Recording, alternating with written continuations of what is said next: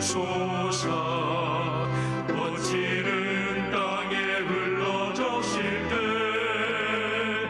기름진 푸른 돌판이 눈앞에 활짝 트인다. 아멘. 고요한 아침의 나라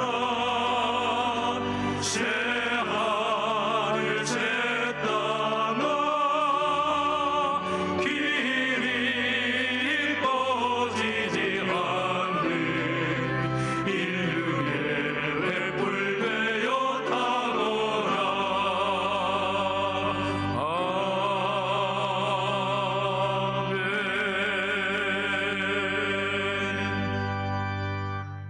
한 해를 걸어왔습니다. 코로나19 때문에 참 유별난 시간이었고 유난스러운 시간이었습니다. 문명사적 전환이라는 표현이 쓰일 정도로 세계적으로 기술과 정신을 포함한 큰 변화가 진행 중입니다. 구체적으로는 개인의 삶에도 여러 가지 변화가 일어나고 있습니다. 마스크가 점점 익숙해지고 손 씻기가 일상이 되고 온라인 물건 구매가 생활 속으로 깊이 들어오고 있습니다. 우리는 지금 올해 마지막 주일 예배 자리에 있습니다. 어떤 사람은 올 한 해를 잃어버린 시간 또는 도둑 맞은 시간이라고도 말하기도 합니다. 그러나 하나님의 섭리를 생각하면 한 해 동안 배우고 얻는 선물이 많았습니다. 인류는 자신이 걸어온 삶의 방식을 돌아보게 됐습니다.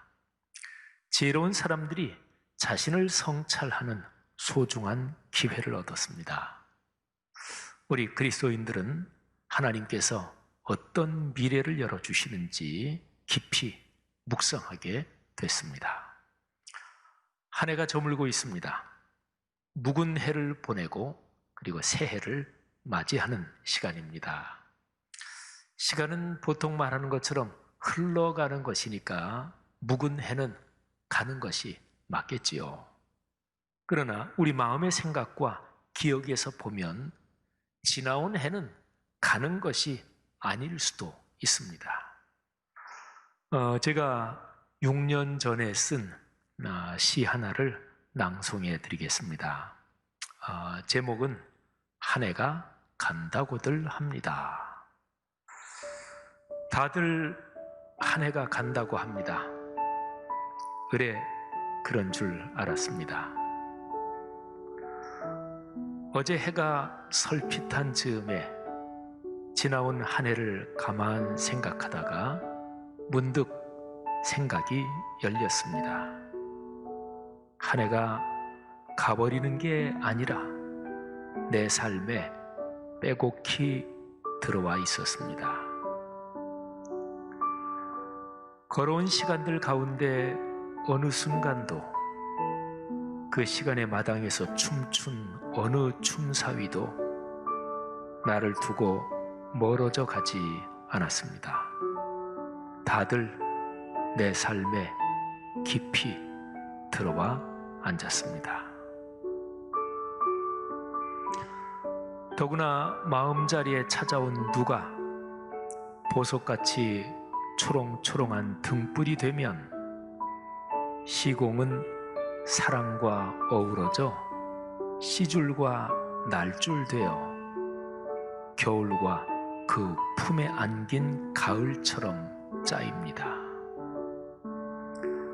한 해는 가지 않습니다. 삶으로 깊어집니다. 어쩌냐게야 알았습니다. 사랑하는 교우 여러분, 올 한 해 지나온 시간에서 여러분에게 어떤 일이 있었습니까? 기쁨과 슬픔, 행복과 불행, 감격과 분노, 아쉬움, 섭섭함, 이런 것들이 이렇게 저렇게 섞여 있다. 그것은 누구에게나 마찬가지일 것입니다. 중요한 것은 그 모든 일을 이제 이 멋진 시간에 차분하게 정리하는 것입니다. 좋은 일은 하나님께 감사하며 그 일에 연관된 사람들에 관한 고마움과 함께 내 마음의 창고에 잘 간직해야 합니다. 힘들었던 일들에서는 거기에 담긴 하나님의 가르침을 묵상하고 나를 성찰하며 역시 내 마음의 창고에 잘 간직해야 합니다. 며칠 후면 새해입니다. 지나온 한 해의 시간들이 우리의 삶으로 깊어져서 흘러가 버리는 게 아니라 우리의 삶으로 마음과 영혼에 깊어져서 새해로 걸어 들어갈 소중한 자산이 되기를 주님의 이름으로 축복합니다. 저는 오늘 성경 본문 말라기서를 통해서 묵은 해에서 새해로 넘어가는 우리 신앙의 자세를 같이 한번 묵상하려고 합니다. 구약 성경의 마지막에 있는 책 말라기는 단순하게 위치만 끝에 있는 게 아닙니다. 구약의 39권 책 가운데서 가장 마지막에 쓰인 몇 권의 책 중에 하나이기도 합니다. 이스라엘 민족의 바벨론 포로기 이후에 기록된 구약 문서들, 그게 이제 구약 39권 중에서 제일 뒤시대에 쓰인 책들인데요. 그 책들이 다음과 같습니다. 학개, 스가랴, 말라기, 에스라, 느헤미야, 역대기, 그리고 에스더입니다. 이 가운데 말라기보다 조금 늦게 기록된 문서 또는 말라기하고 그 내용적 시기가 겹치는 문서가 역대기 그리고 에스라, 느헤미야입니다. 에스라, 느헤미야는 사실은 한 책인데 나중에 이제 책이 좀 분리가 됐죠. 그런데 내용으로 보면 이 말라기의 끝부분에 메시아가 오신 내용이 그 예언이 명시적으로 기록되어 있습니다.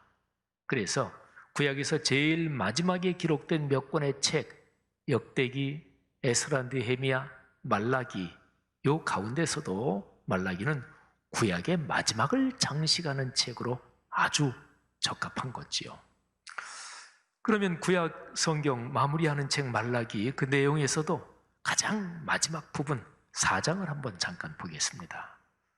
말라기의 마지막 장 4장은 여호와의 날을 예고합니다. 여호와의 날, 하나님의 날.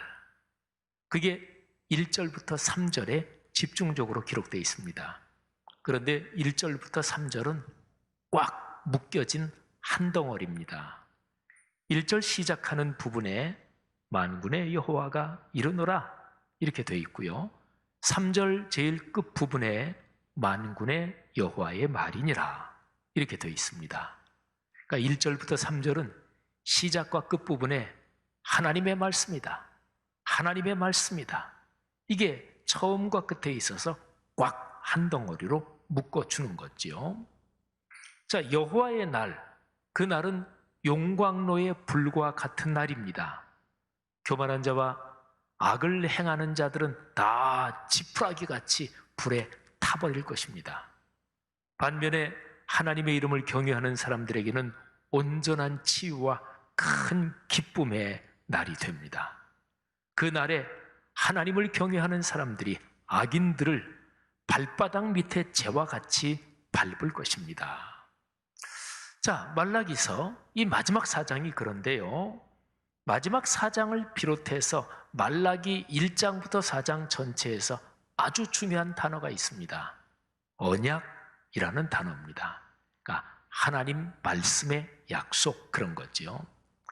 2장 4절에 있는 표현처럼 이 언약은 좀 구체적으로 말하면 레위와 세운 하나님의 언약입니다.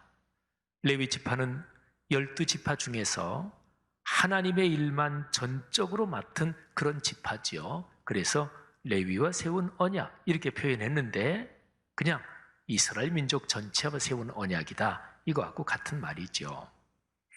이스라엘 민족에 대해서 하나님이 책망하시는데요. 책망의 이유가 말라기서 2장 8절에 있는 것처럼 이스라엘 민족이 이 언약을 깼기 때문에 그렇습니다.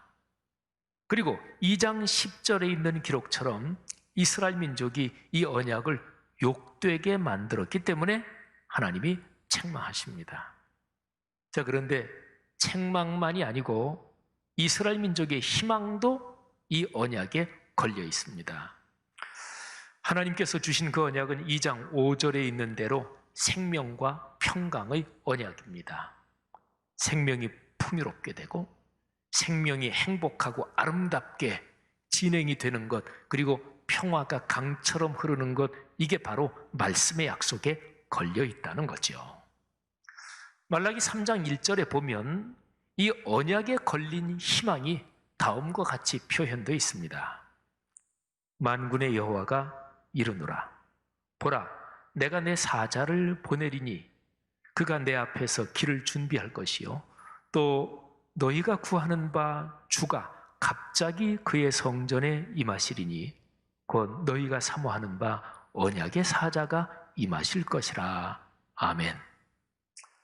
이스라엘 민족의 절망과 희망은 언약, 곧 말씀의 약속에 걸려 있습니다. 절망은 언약을 깨고 지키지 않은 결과입니다. 희망은 언약이 살아 움직이며 성취되는 과정입니다.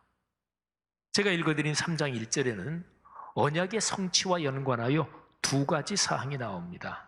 하나는 성전에 주님께서 오신다 하는 것입니다. 다른 하나는 주님께서 오시는 그 준비를 하기 위해서 언약의 사자, 특사가 먼저 오신다는 것입니다. 그러니까 메시아가 오신다는 것, 그리고 메시아의 길을 준비하는 사자가 온다는 것이지요.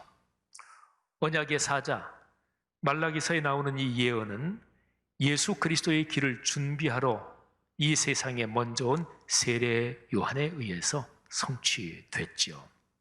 자, 그러면 그 언약의 특사, 주님의 길을 준비하는 그 사자는 무슨 일을 하는 것일까요? 하나님의 말씀의 약속, 언약이 살아 움직인다. 그게 공수표가 아니다. 언약은 지금도 작동한다. 이거를 선포하고 삶으로 보여주는 것입니다. 메시아도 마찬가지예요. 예수 그리스도께서는 그런 말씀을 하셨죠. 율법의 1.1회까지 다 이루기 위해서 내가 세상에 왔다 말씀하셨습니다. 말씀이 삶으로 이루어지는 일이 메시아가 오시는 목적입니다. 말씀이 살아 움직이는 것이 하나님의 임재와 현존입니다. 하나님은 우리와 같이 하시는데요. 그런데 방식이 당신의 약속, 말씀의 약속, 언약이 살아 작동하면서 그 과정을 통해서 하나님은 우리에게 오시고 우리에게 당신을 드러내시는 거지요. 자, 이제 말라기의 맨 마지막 부분을 묵상할까요? 4장에서 1절, 3절은 말씀드렸고 이제 남은 4절부터 6절, 제일 끝입니다. 자, 4절은 기억하라는 명령입니다. 5절은 언약의 사자가 온다는 예고입니다. 6절은 언약의 사자가 와서 이룰 사명에 대해서 기록합니다. 자, 3절의 내용을 조금씩만 설명을 한번 드려보겠습니다. 먼저 4절입니다. 너희는 내가 호렙에서 온 이스라엘을 위하여 내 종 모세에게 명령한 법, 곧 율례와 법도를 기억하라. 무엇을 기억하라고요? 말씀입니다.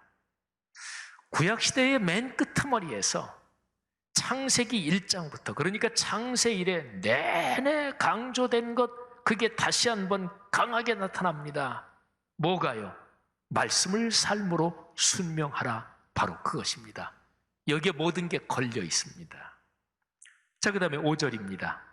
보라, 여호와의 크고 두려운 날이 이르기 전에 내가 선지자 엘리야를 너희에게 보내리니.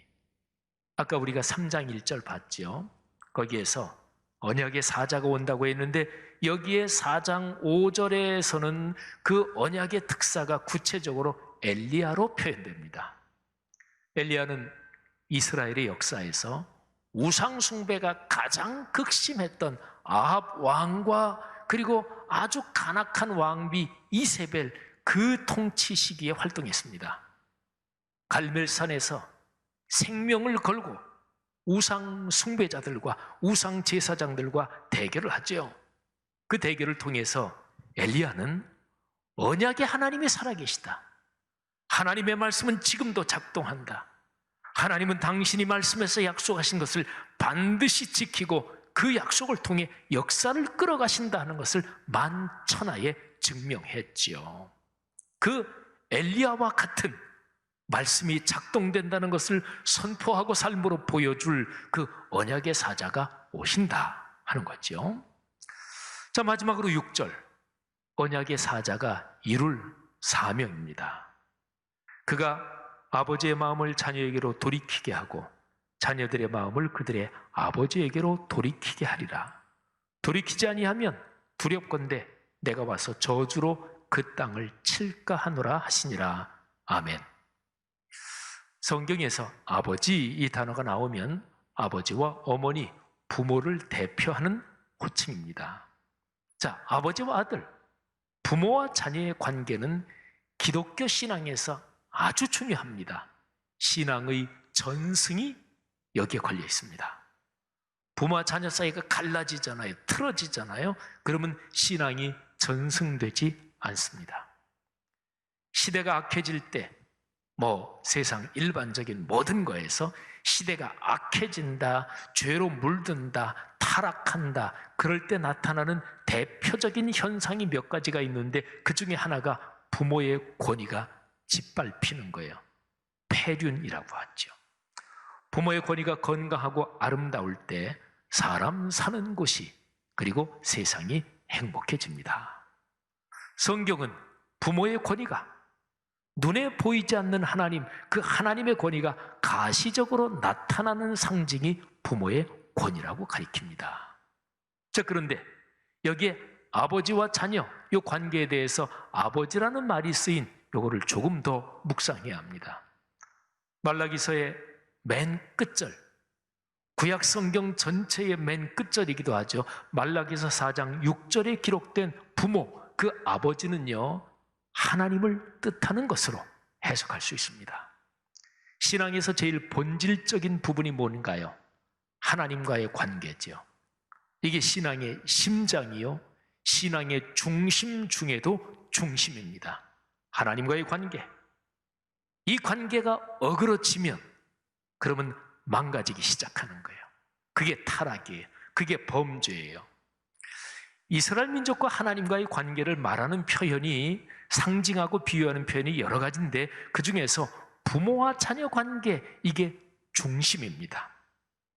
말라기서 전체의 흐름에서도 이게 또 나옵니다. 하나님을 아버지라고 표현하는 구절을 말라기서에서 제가 두 군데를 읽어드리겠습니다. 자, 1장 6절과 2장 10절입니다. 자, 먼저 1장에서 내 이름을 멸시하는 제사장들아, 나 만군의 여호와가 너희에게 이르기를 아들은 그 아버지를, 종은 그 주인을 공경하나니 내가 아버지일진데 나를 공경함이 어디 있느냐? 내가 주인일진데 나를 두려워함이 어디 있느냐 하나 너희는 이르기를 우리가 어떻게 주의 이름을 멸시하였나이까 하는도다. 자, 그리고 2장 10절입니다. 우리는 한 아버지를 가지지 아니하였느냐? 한 하나님께서 지으신 바가 아니냐? 어찌하여 우리 각 사람이 자기 형제에게 거짓을 행하여 우리 조상들의 언약을 욕되게 하느냐? 아멘. 사랑하신 여러분, 잘 보세요. 구약의 마지막 책 말라기는 구약 전체의 심장을 다시 한번 분명히 드러내면서 강조하고 있는 거예요. 하나님 아버지와의 관계, 거기에 이스라엘 민족이 죽고 사는 일이 걸려 있다는 것입니다. 메시아 예수 그리스도가 오시는 것도 역시 여기에 연결되어 있습니다. 그러니까 하나님 아버지와의 관계, 그거는 구체적으로 하나님의 말씀, 그 말씀의 약속, 거기에 걸려 있는 거고, 거기에 죽고 사는 일, 거기에 생사가 걸려 있다는 거지요. 여러분, 말라기서는 그 당시의 신앙의 타락, 그리고 신앙의 쇠퇴를 무섭게 책망하지만, 그런데 말라기서의 마지막은 희망으로 열려 있습니다. 말라기서의 기록 자체는 뭐 1절부터 해서 마지막 6절, 거기가 말라기서에 끝납니다. 그리고 구약 성경 전체가 거기서 끝나요. 책의 기록은 끝납니다. 그런데 내용으로 보면 그 끝에서 열려 있고 그리고 다시 시작합니다. 여러분, 독수리가 벼랑 끝에서 창공으로 날아오르는 모습을 생각해 보십시오. 벼랑 끝, 절벽 끄트머리, 거기는 더 이상 갈 수 없는 곳이잖아요. 그런데 독수리는 그 큰 날개를 펴서 더 이상 갈 수 없는 그 막바지 벼랑 끝에서 창공을 향해 날아오르는 거지요. 말라기서 말씀이 바로 그래요. 한 해 마지막 주일 예배의 자리에서 우리는 끝에서 시작하는 법을 배웁니다. 언약의 말씀 속에서 미래가 다시 희망으로 열리는 거예요. 그러니까 말라기서의 메시지가 그거예요. 하나님의 말씀에 삶이 걸려있다. 말씀의 성취는 결단코 중단되지 않는다. 성서의 말씀은 창조와 구원의 주권자이신 전지전능하신 하나님의 뜻입니다. 하나님의 의지가 거기에 흘러요. 누가 하나님의 의지를 막겠어요? 누가 전능자의 그 뜻을 거역하겠어요? 바로 우리에게 그 말씀을 주신 하나님께서 우리의 아버지시라는 거예요.